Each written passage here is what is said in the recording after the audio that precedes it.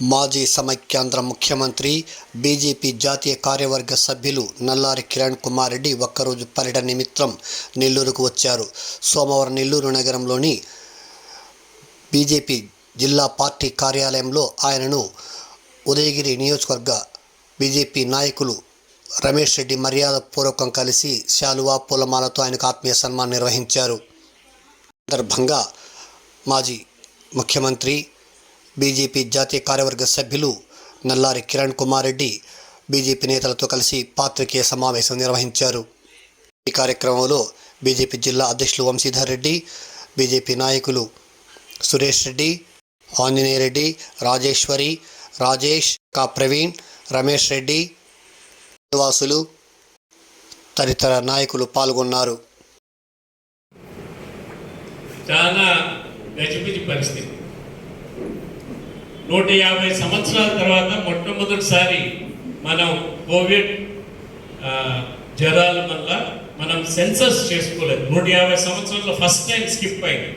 Every 11th year 2021లో జరగాల్సిన census జరగలేదు. ఇప్పుడు ఐ థింక్ త్వరగా తీసుకుంటారన్నమాట. ఫస్ట్ సెన్సస్ చేసుకోవాలి, తర్వాత డీలిమిటేషన్, కాన్స్టిట్యున్సీస్ డీలిమిటేషన్ చేసుకోవాలి, తర్వాత మహిళా బిల్లులు ఉన్నాయి.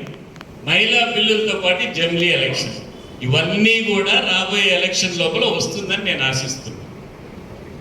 ఆర్థిక నేరస్తులని గొడవ పార్టీ జగన్ ఆరోపిస్తున్నాయి. జగన్కి బీజేపీనే సపోర్ట్ చేస్తున్నారు, సపోర్ట్ చేస్తున్నారు. బీజేపీ కూడా కాపాడుతున్నారు. జగన్ దాదాపు 10 ఏళ్ళుగా బయటే ఉన్నాడు, జైలు కూర్చుంటున్నాడు. ఆర్థిక నేరస్తులు ఒకవైపు గొడవ పార్టీలే ఆరోపిస్తున్నాయి, మరోవైపు బీజేపీనే కాపాడుతుందని చర్చలు సాగుతున్నాయి. కోర్టులో ఉంది కదా, కోర్టులో ఉండేది మనం మాట్లాడాలి. చాలా కోర్టులో ఉండేది, కోర్టులో జరుగుతూ ఉండేది. అది వారు కోర్టులో ఉన్న లొసుగుల్ని ఉపయోగించుకొని చేస్తుంది. అతి తెలివో ఎవరికి తెలివి ఉందో కోర్ట్స్లో ఏ విధంగా కేసు రానికన్నా చేసుకుంటున్నారో దానిపైన కామెంట్ చేయక్కర్లేదు. కోర్ట్స్ ఉన్నత న్యాయస్థానమైన సుప్రీంకోర్టు, పార్లమెంట్ రెండు కూడా ఆర్థిక నేరాలు, ప్రత్యేకంగా ఆర్థిక నేరాలు చేసిన రాజకీయ నాయకుల పైన 1 సంవత్సరంలోనే ట్రయల్ పూర్తి చేయాలని స్పష్టంగా తెలియజేయడం జరిగింది. పార్లమెంట్లో డిస్కషన్ జరిగింది.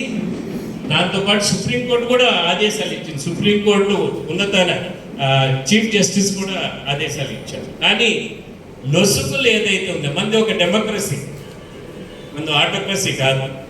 చైనాను లేకపోతే పాకిస్తాన్ మనం ఎత్తుకొని జైల్లో వేసేది చేసింది ప్రీవియస్ ప్రభుత్వం చేసినట్టు చేయలేదు. సో డెమోక్రసీలో వాళ్ళకున్న లీగల్గా ఏ విధంగా పోస్ట్పోన్ చేసుకోగలుగుతున్నారో వాళ్ళు చేసుకుంటున్నారు. అది రాష్ట్ర ప్రభుత్వం, సిబిఐ, ఈడీ మధ్యలో, రాష్ట్ర ప్రభుత్వం లేదు దాంట్లో, సిబిఐ, ఈడీ వర్సెస్ వాళ్ళ మధ్యలో కోర్టులో జరుగుతూ ఉంది. ఖచ్చితంగా త్వరలో నిర్ణయం వస్తున్నారు.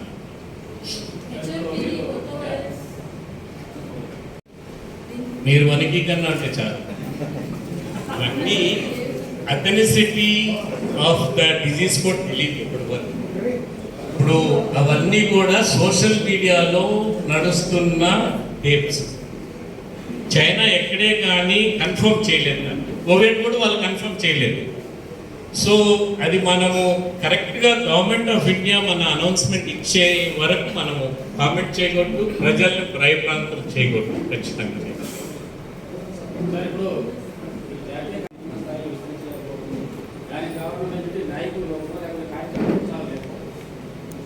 ఇప్పుడు ఇనుము ఉంటుంది, ఇనుము ఎంత వేడి చేసినా కూడా కరెక్ట్ హీట్ వచ్చినప్పుడే అది బెడ్ అవుతుందో లేకపోతే ఇది అవుతుంది.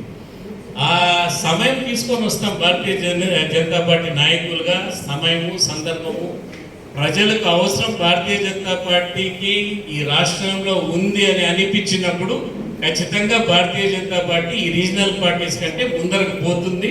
నాకు పూర్తి నమ్మకం ఉంది. ఈ భారతీయ జనతా పార్టీ నాకు ఎమ్మెల్సీలు, ఎమ్మెల్యేలు నేను తీసుకుంటే దాంట్లో లేదు. మీరు అడిగే దాంట్లో ప్రశ్నలో దయచేసి మీడియా వారు ఉన్నప్పుడు కొంచెం మీ స్టేచర్కు తగ్గట్టు మీరు ప్రశ్నలు అడగండి. ప్రజలు వ్యతిరేకన పాలన నిర్ణయాలు వస్తే ఖచ్చితంగా సజెస్ట్ చేస్తాం. ఖండించేది వేరే, సజెస్ట్ చేసేది వేరే. చంద్రబాబు నాయుడు కలిసి నేను సజెస్ట్ చేశాను. నా జీవితంలో నేను చంద్రబాబు నాయుడు ఎప్పుడు కలిసలేదు. రాజకీయ వైరం ఉన్నా కూడా రాష్ట్ర ప్రజల మేలు కోసం, రాష్ట్ర ప్రజలు ఉన్న ఇబ్బందుల కోసం కృష్ణా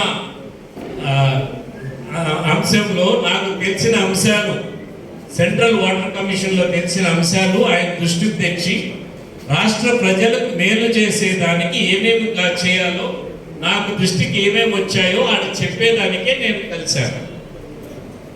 మీ మీడియా వాళ్ళు ఏమంటే అది రాసుకుంటా ఉంటాను. నేను ముఖ్యమంత్రి పదవి కూడా నేను ఎప్పుడు అడగలేదు ఎవరిని. ఒక కప్పు కాఫీ కానీ ఒక కప్పు టీ కానీ ఎవరికి లేదు ముఖ్యమంత్రి పదవి. ఇక్కడ రాసి ఉంటే, మన నుదుట రాసి ఉంటే దాని అంతగా పదవి వస్తుంది. పదవి కోసం రాజకీయాల్లో మనం దిగదారిన అవసరం లేదు. పదవి వచ్చినప్పుడు ప్రజలకు మేలు చేసేది ఎట్లా అనేది చూడాలి. ఎన్ని రోజులు ఎవరు పర్మనెంట్ కాదు. నువ్వు ఒక రాయి ఉంది, రాయి వేస్తావు, నువ్వు ఒక ఫర్లాంగ్ వేయగలుగుతావు పైకి, నేను 2 ఫర్లాంగ్ వేయగలుగుతాను, ఆంజనేయ రెడ్డి గారు 3 ఫర్లాంగ్ వేయగలుగుతాను. బట్ కిందికి రావాల్సిందే కదా. పదవి ఉండే వాళ్ళందరికీ పదవి పోతుంది ఏదో ఒక టైంలో. ఎక్స్ అనేది ఎక్కడికి పోదు, పదవి అనేది పోతుంది. పదవి పర్మనెంట్గా ఎవరికి ఉండదు. జీవితాలే పోయినప్పుడు పదవి ఎట్లుంటుంది.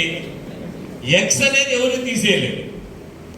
సో వీలైనంత వరకు మా సత్తా ఎంత ఉందో ఏ పదవిలో ఉన్నా కూడా ప్రజలకు మేలు చేయాలనే ఉద్దేశంతోనే నేను ఆ రోజు ముఖ్యమంత్రిగా రిజైన్ చేసింది కూడా ఆంధ్ర రాష్ట్ర ప్రజలకు ఇబ్బందులు వస్తాయని చెప్పిన అంశాలే నేను మా పార్టీకి వితిన్ ద 4 months చెప్పాను. చాలా సంవత్సరాలు నేను చీఫ్ విప్గా ఉన్నప్పుడు చెప్పాను, స్పీకర్గా ఉన్నప్పుడు చెప్పాను, సీఎం అయినా కూడా చెప్పాను. వాళ్ళు విననప్పుడే నేను మీడియాకి వచ్చాను. నేను వ్యతిరేకించిండేది వాళ్ళు విన్నప్పుడే. నా దురదృష్టం ఏమంటే మోడీ గారిని నేను ఒక 3 నెలల ముందర కలిసిందంటే పరిస్థితి వేరే ఉంది. అది లాస్ట్లో ఆయనకు ఇన్ఫర్మేషన్ ఏమి నష్టాలు జరుగుతాయో చెప్పాల్సి వచ్చింది. ఇప్పుడు కూడా కృష్ణా జిల్లా, కృష్ణా వాటర్స్లో ఇబ్బంది ఉంది 2 రాష్ట్రాలకి. ఇప్పుడు కూడా ఉంది 2 రాష్ట్రాలు. 25 లక్షల ఎకరాలకి వీరిద్దరు ముఖ్యమంత్రులు కలిసి అటు సుప్రీంకోర్టులో ఫైట్ చేయాలి ఆంధ్ర అండ్ తెలంగాణ కోసం. విభజన జరిగిపోతానే అన్నీ అయిపోలేదు. నాకు తెలిసి 371D ఇంకా పోలేదు. మీకు చాలా మందికి తెలియదేమో 371D అంటే ఏమిటి. రిక్రూట్మెంట్లో లోకల్ నాన్ లోకల్ పాలసీ ఇంతవరకు నాకు తెలిసి తీసేయలేదు. దాంట్లో పార్లమెంట్లో 2/3 మెజారిటీ కావాలి తీసేయాలంటే. నాకు తెలిసి ఇంకా కొనసాగుతాం. సో తెలంగాణలో ఏ ఉద్యోగం వచ్చినా కూడా ఆంధ్ర నుంచి అప్లై చేసి ఖచ్చితంగా ఉద్యోగం తెచ్చుకోవచ్చు. అదేవిధంగా తెలంగాణ ఉండే వాళ్ళు కూడా ఆంధ్రాలో ఏ ఉద్యోగం వచ్చినా కూడా అప్లై చేసి తెచ్చుకోవచ్చు గవర్నమెంట్ ఉద్యోగం. 371D అనేది ఉంది. లోకల్ నాన్ లోకల్ డిఫై చేసే ఇది క్లాజ్, అది ఆర్టికల్. ప్రత్యేక హోదా కోసం గతంలో మీ ప్రభుత్వంలోనే రాష్ట్రాలు విడగొట్టారు. అయితే ప్రత్యేక హోదా తెస్తామని చెప్పేసి గత ప్రభుత్వాలు టీడీపీ కానివ్వండి, వైసీపీ కానివ్వండి చెప్పాయి. కానీ ఇప్పుడు దాకా ప్రత్యేక హోదా తేలేదు. దాని తరఫున ఇప్పుడు ప్రత్యేక హోదా వస్తానే ఏం కాదు.